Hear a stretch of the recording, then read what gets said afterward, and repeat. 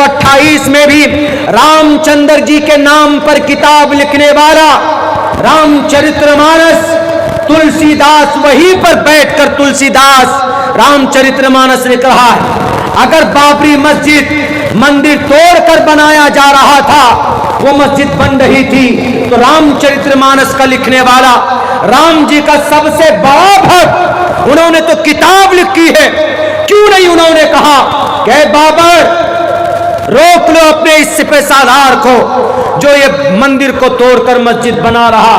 एक वर्ड भी नहीं बोला। क्यों?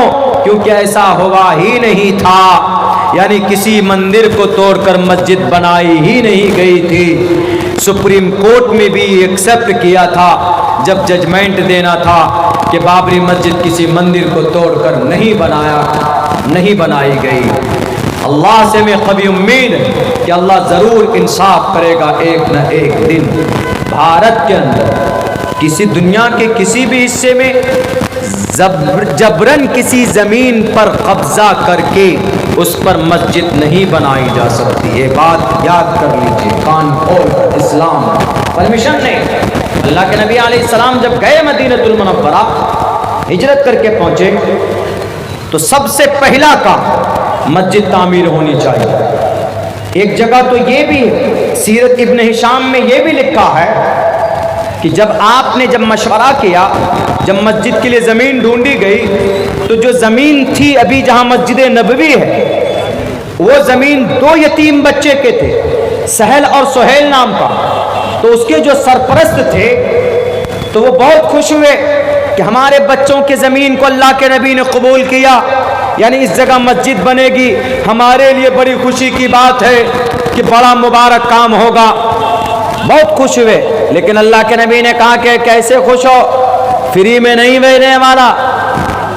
आजकल तो अगर अल्लाह के लिए कोई वक्फ कर दे ज़मीन तो ठीक है, लेकिन चूंकि मोहम्मद रसूलुल्लाह को यह पैगाम देना था कि जबरन बिल्कुल नहीं, ताकि कल चलकर कोई ये बात उठाता कि मस्जिद नबवी बनाई गई, ज़बरदस्ती ज़मीन पर एक भी पैसा नहीं दिया गया।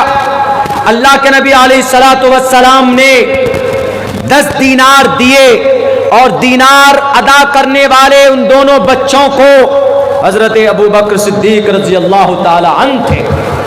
उनके ज़रिए से 10 दीनार पैसे दिए गए। ज़मीन के ऊपर फिर आप अलैहिस्सलातु वस्सलाम ने खुद से तामीरी काम शुरू किया। मोहम्मद अलैहिस्सलाम खुद से मट्टी उठाते, गारा और पत्थर, गारा मतलब कीचड़। इधर तो हमारे तरफ घर नहीं बनता, लेकिन उत्तर प्रदेश चले जाएंगे तो वहाँ पर घर बनता है, गारे का, मट्टी और पत्थर का, ईंट का, ये सब का घर बनाते हैं वहाँ पे। तो आप अलैहिस्सलातु वस्सलाम ने वो जो वही रकबा मैंने कहा था कि 35 फीट चौड़ा और 30 फीट लंबा, वो जो मस्जिद नबवी बनाई गई, वो ज़मीन आप अलैहिस्सलातु वस्सलाम ने ख़रीद करके लिया, फ्री में नहीं लिया। इससे साफ पता चलता है कि हड़प की हुई मस्जिद के ज़मीन पर मस्जिद नहीं बन सकती। ज्ञान रखेंगे तब ना, ज्ञान तो रखते नहीं, अनाप शनाप बात बोल देते। ये हमारे नबी के बारे में, आप अलैहिस्सलातु वस्सलाम के बारे में अभी क्या बात चल रही है। ये महाराष्ट्र के एक रामगिरी महाराज, उन्होंने कहा कि मोहम्मद अलैहिस्सलाम तो अल-अयाज़ु बिल्लाह, जब तुम्हारे मोहम्मद अलैहिस्सलाम ऐसे हैं तो तुम मुसलमान कैसे होगे। उन्होंने जिक्र किया, अभी बर्निंग इशू बना हुआ है महाराष्ट्र के अंदर। रामगिरी महाराज ने कहा कि जब तुम्हारे नबी एक छोटी सी बच्ची से, 6 साल की बच्ची से 50 साल की उम्र है मोहम्मद अलैहिस्सलाम की, जनाब मोहम्मद रसूलुल्लाह की 50 साल की उम्र का शख्स 6 साल की बच्ची छोटी, उससे विवाह कर रहा है, निकाह कर रहा है। जब तुम्हारे लीडर ऐसे जालिम, तो तुम मुसलमान कैसे होगे।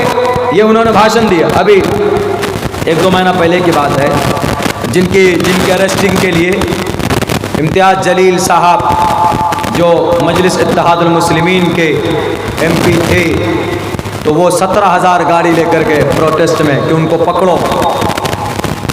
फिर पता है क्या हुआ, इसी पर नहीं बस हुआ, अगर मैं मंच से कुछ बोल दूं, कोई टोपी डाली वाला एक दो बात इधर उधर की बोल दे तो फौरन जेल। हुआ है, हमारे उलमा गए हैं, हमारे डॉक्टर्स गए, हमारे प्रोफेसर लोग गए। वो रामगिरी महाराज ने इतना बड़ा भाषण दिया तो सीएम क्या कहता है, सीएम महाराष्ट्र का, वहाँ का सीएम ये कहता है, जो लोग सोशल मीडिया में देखे होंगे उनको तो पता है, जो लोग सोशल मीडिया आप लोग नहीं है तो आप लोगों को बता रहा हूँ। उन्होंने ये कहा, सीएम ने ये कहा कि हमारे धर्म गुरु को कोई हाथ नहीं लगा सकता है। ये स्टेटमेंट था उनका, सीएम का।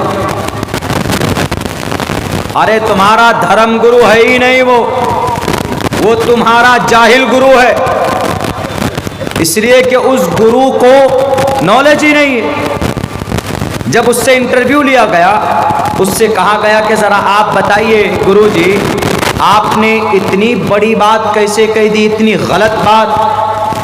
तो पता गुरुजी ने क्या कहा, गुरुजी ने कहा कि नहीं, मैंने गलत बात नहीं कही, मैंने वो बात कही जो मुसलमानों की किताब में है, उनकी हदीस की किताब में है, उनकी सीरत की किताब में है, उनकी हिस्ट्री की किताब में है।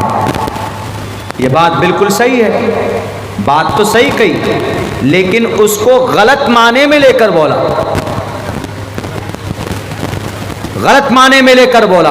क्या आप अलैहिस्सलाम ने 6 साल की उम्र में अम्मा आयशा से निकाह किया है और 9 साल की उम्र में आपकी रुखसती हुई अम्मा आयशा को बीवी बना कर लेकर गए? ये है, मोतबर रिवायात में यही है। लेकिन आप अलैहिस्सलाम की उम्र 50 साल है, बीवी 9 साल की। हाउ इज इट पॉसिबल, कैसे मुमकिन हो गया? तो उनको एतराज इसी बात पे है। तो हमने उनको कहा, जवाब दिया सोशल मीडिया के प्लेटफॉर्म से, हमने कहा कि वो गुरुजी धार्मिक गुरुजी नहीं है, वो नफरती गुरु है। जो आदमी धार्मिक होगा, जो आदमी नॉलेजफुल होगा, जिस आदमी को ज्ञान होगा, वो कभी भी किसी की धर्म की बात को लेकर उसको जलील और रुस्वा नहीं करेगा। उसको अगर समझाएगा भी तो मुहज़्ज़ब अंदाज में, मुस्बत अंदाज में। लेकिन यही बात उनकी किताब में अगर हो तो हमने कहा कि हमारे नबी के ऊपर थूकने से पहले गुरुजी अपनी किताब में देख लीजिए, आपकी किताब में भी है, त्रिशदशो दशवर्षा भार्गो विंदेन नग्निका एकविंशति वर्षा वा सप्रा वर्षा वाप्नुयात्। 30 बरस का मर्द 10 वर्षा 10 वर्ष की लड़की से विवाह कर सकता है, ऐसी लड़की से जिसको हैज़ का खून ना आया हो, यानी उसको माहवारी ना आई हो। और भी नीचे आइए, नीचे वाले लाइन में लिखा है एकविंशति, एकविंशति 21 को बोलते, एकादशा 11 को बोलते, द्वेदशा 12 को, त्रयोदशा 13 को, चतुर्दशा 14 को, पंचादशा 15 को, षोडशा 16 को, सप्तादशा 17 को, अष्टोदशा 18 को, नवदशा 19 को और विंशति 20 को। इसी विंशति 20 के साथ एक लगाइए, संस्कृत में एक को एका, एक को एकम बोलते, एकादशा, एकविंशति, एक त्रयोशति, एक चतुर्शति, एक पंचाशति, 51, ऐसे जाएगा। ये संस्कृत के गिनती है, ऐसी गिनते संस्कृत में। एकविंशति वर्षा 21 बरस का मर्द लड़का, वासप्रा 7 साल की बच्ची से विवाह कर सकता है। कहाँ लिखा है? महाभारत का ये मंत्र है, महाभारत में लिखा। आपको अगर नबी की जात पर एतराज है कि 6 साल की उम्र की बच्ची से विवाह कैसे किया, 9 साल की उम्र की रुखसती में बीवी बनाए, तो महाभारत के इस मंत्र में भी होना चाहिए। यहां पर भी तो वही बात है ना कि त्रिशदशो 30 बरस का मर्द, 10 वर्षा 10 साल की बच्ची भी तो नाबालिग होती है ना। भारत के अंदर में बच्ची कब बालिग होती? लड़की इस्लाम की नज़र में 12 साल की उम्र में, भारत के कानून में 18 साल की उम्र में। लड़का कब बालिग होता है? 14 साल की उम्र के बाद इस्लाम की नज़र में, शरीयत में। लेकिन भारत के संविधान में 21 साल के बाद। लेकिन आजकल का लड़का तो 10 साल में बालिग हो जाता है। मोबाइल लेके, मोबाइल देख करके वो टाइम से पहले बालिग हो जाते, उल्टी सीधी हरकतें करते। फिर शादी उसके माँ बाप करा के नहीं देते तो चुपचाप अपनी सेटिंग को लेकर भाग जाते और जाकर किसी कोर्ट में शादी कर लेते। माँ बाप कहाँ जी? पता नहीं। माँ बाप से भी बगावत कर कर जाके शादी कर लेते। और समाज की बेटियां भी ऐसी कर रही, हमारी समाज की लड़कियां। इस ताल्लुक से बहुत बातें होती हुई आ रही हैं और लोग करते। मैं इतना कहूँगा, वक्त से पहले बालिग मत हो, बहुत खतरा है औरत के लिए, लड़की के लिए भी, लड़के के लिए। पहली बात तो तुमको एक नशा, एक हवस के चक्कर में इतने बड़े बड़े गुनाह हो जाते हैं, जिंदगी खराब हो जाती। नेपाल की एक लड़की है, बेंगलोर के अंदर नौकरी करती, शादीशुदा लड़की, औरत, ज्यादा उम्र की नहीं, अपने शौहर को छोड़कर अपने बॉयफ्रेंड के साथ रहने लगी। बॉयफ्रेंड मतलब लड़का दोस्त। हवस पूरा हुआ, 60 टुकड़े करके फ्रिज के अंदर उसको डाला, 60 टुकड़े करके फ्रिज के अंदर डाला उसको। 19 दिन के बाद उसकी लाश मिली, जब बदबू हो रही थी। और मारने वाला लड़का उड़ीसा का था और मारने वाला लड़का लड़की का बॉयफ्रेंड, दोस्त, जिसके लिए बोलते थे you are my life, you are my rajkumar. वो भी बोलता होगा तुम हमारी जिंदगी की सब कुछ, इस तरह के डायलॉग। दिलफेक आशिक इसी को बोलते, दिलफेक आशिक, जिंदगी तबाह बर्बाद करने वाले ये जालिम। बैरक है, ये कभी नहीं होना चाहिए। किसी पर एतराज कीजिए, मुहज़्ज़ब अंदाज में कीजिए। जो बात अल्लाह के नबी अलैहिस्सलातु वस्सलाम की जीवनी में है, तो आप अलैहिस्सलातु वस्सलाम की जीवनी में बात गलत नहीं है। क्योंकि अम्मा आयशा सिद्दीक़ा से निकाह हज़रत अबू बकर सिद्दीक़ ने कराया और अल्लाह के नबी ने 9 साल की उम्र में जो रुखसती की है, अम्मा आयशा की रुखसती हुई है। 9 साल की उम्र में अम्मा आयशा बालिगा हो गई थी।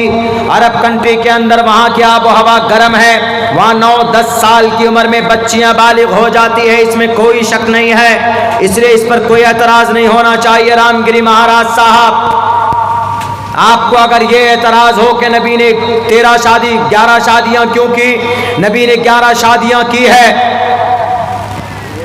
आपके तरफ ब्रह्मचारी नहीं बने हैं, अंदर खाने सब काम करते हैं, पता है। बिना औरत के, बिना शादी के किसी की जिंदगी पुरसुकून नहीं हो सकती। मर्द के अंदर सेक्स की शहवानी कुव्वत अल्लाह ने रखी, मर्द और औरत के अंदर। औरत कब्जा कर ले, औरत कंट्रोल कर ले, मर्द नहीं कर सकता। शहवत जिसको सेक्स बोलते, ये अल्लाह के तरफ से, ये मर्द जल्दी कंट्रोल अगर कर ले, यानी जिसकी इस कुव्वत को, इस इच्छा को पूरा करने के लिए अल्लाह तबारक व तआला ने एक निज़ाम रखा है किसका? शादी का। यानी अगर आदमी के अंदर शहवत हो, उसको पूरा करने के लिए अल्लाह ने पाक रिश्ता बनाया। कौन सा? शादी का। अल्लाह के नबी फरमाते मन इस्तता मिनकुमुल बाता फल्यतज़व्वज, अगर तुम में से कोई आदमी खर्च बर्दाश्त कर सकता, बीवी को सुख दे सकता, उसकी जरूरत पूरी कर सकता, फल्यतज़व्वज, उसको चाहिए कि शादी करे, गर्लफ्रेंड ना बनाए, मोबाइल के अंदर में हेलो हवा यू ना करे, शादी करे, बीवी बनाए। फल्यतज़व्वज, शादी करने की वजह से आपके अंदर की ख्वाहिश, एक दूसरे के लिए लिबास बन जाएंगे, एक दूसरे की जरूरत पूरी करेंगे। फ़इन्नहु अग़ज़्ज़ु लिलबसरी व अहसनु लिलफ़रज व मन लम यस्तती फ़अलैहि बिस्सौम। और अगर किसी के अंदर ताकत नहीं है, घर नहीं है, पैसा नहीं, लेकिन शहवानी कुव्वत है, तो वो क्या करेगा? बीवी भी नहीं बना सकता, वो शादी नहीं कर सकता, क्योंकि ही हैज़ नो मनी, उसके पास पैसे नहीं है। तो जनाब मोहम्मद रसूलुल्लाह फरमाते हैं फ़अलैहि बिस्सौम, तो उसके ऊपर रोज़ा ज़रूरी। वो रोज़ा रखेगा तो रोजे की वजह से शहवानी कुव्वत कम होती। लाओ कोई ऐसी मिसाल, कोई डॉक्टर की गोली नहीं दिखा सकते जो सेक्स को कम करने वाली, जो सेक्स की भूख को कोई कम करे, नहीं दिखा सकते। हमारे नबी के दामन में आना होगा रामगिरी महाराज साहब। इतनी बड़ी बात हमारे नबी कह रहे हैं, आप तो लोगों को बरगलाते। हमारे नबी के पैगाम से समाज के अंदर में तरक्की होती है। ये पैगाम सिर्फ हदीस में नहीं है, ये पैगाम आपके मनुस्मृति में भी है। यथा वायुम समाश्रिते सर्वजीवंते जंतवा तथा ग्रस्तामाश्रिते इतारा वर्तते इतारा शरामा। ए नौजवानों, जिस तरह जिंदगी के लिए हवा जरूरी है, वैसे ही लाइफ के लिए शादी जरूरी। Having a happy life in the form of wife. बीवी के जरिए से ही खुशहाल जिंदगी हो सकती है और समाज का निर्माण हो सकता है। बहरकैफ तो हमने ये कहा कि गलत फहमी की बुनियाद पर मुजरिम बना दिया गया इस कौम को, हमारी मस्जिद को, हमारी नबी की सीरत और सुन्नत को। जुर्म के तमाम तर आरोप लगा दिए गए। वक्त चूके अभी कुछ दिनों पहले जो मुझे चोट लगी है उसकी वजह से ज़्यादा देर तक नहीं बैठ सकते, गर्दन में दर्द होती है। मैं गुजारिश करूँगा कि अगले जो वक्ता हैं आप उनको बुलाइए, उनके आने तक जब तक मैं बोलता हूँ थोड़ी देर और, उनके आने तक मैं बात करता हूँ, चूँकि मेरी गर्दन के अंदर में थोड़ी प्रॉब्लम है। तो मेरे भाइयों, आज हमारी ही यकीनन आमाल बद का नतीजा है कि आज फ़लस्तीन के अंदर, गज़ा के अंदर, अभी तो लबनान के अंदर, अभी कुछ दिनों से ईरान के अंदर हमले हो रहे हैं।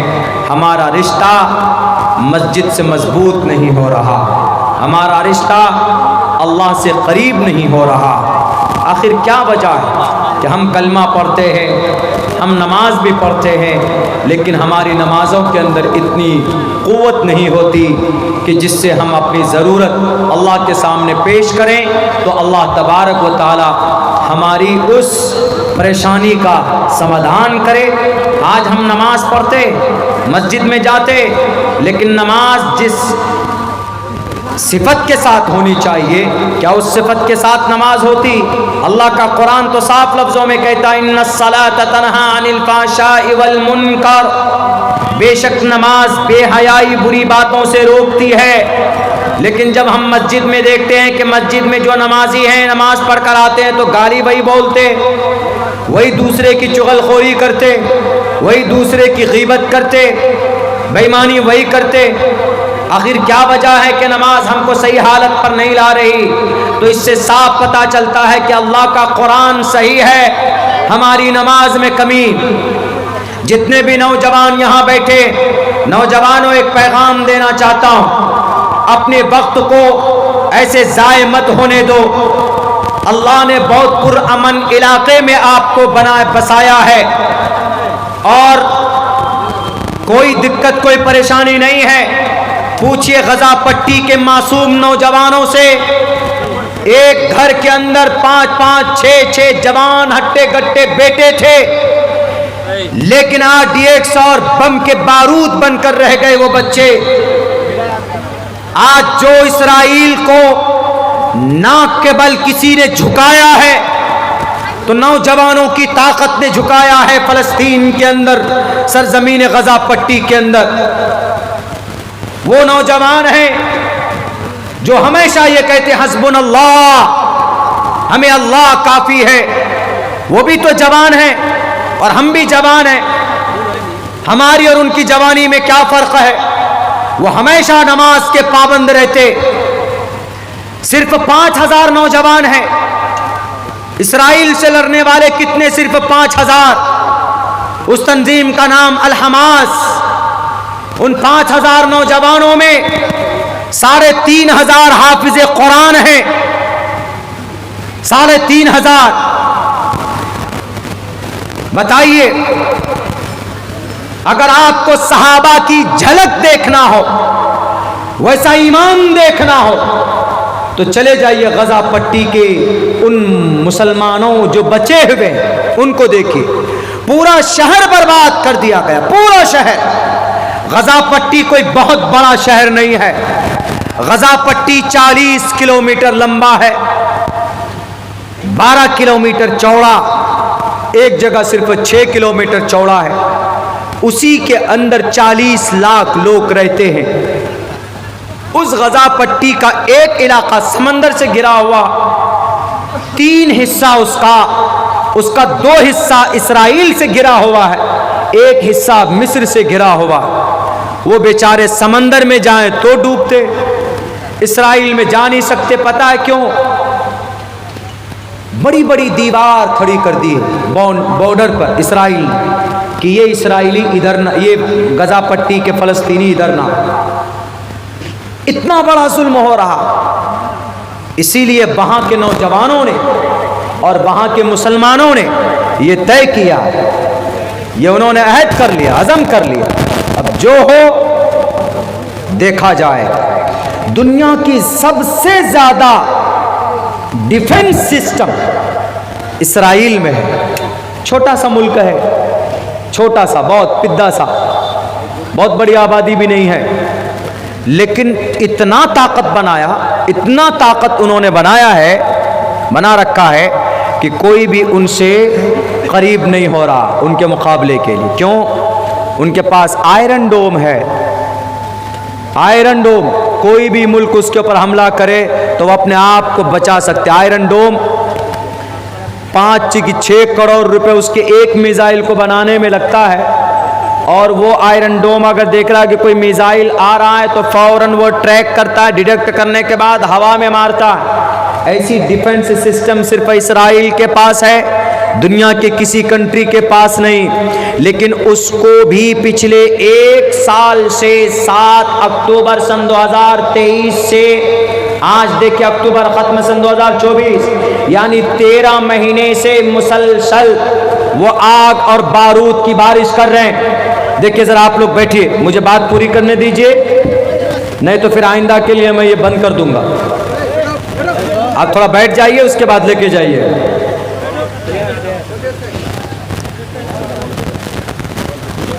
इसीलिए मैं कहता हूं कि नौजवानों, ये वक्त है, कीमती वक्त है आपके लिए।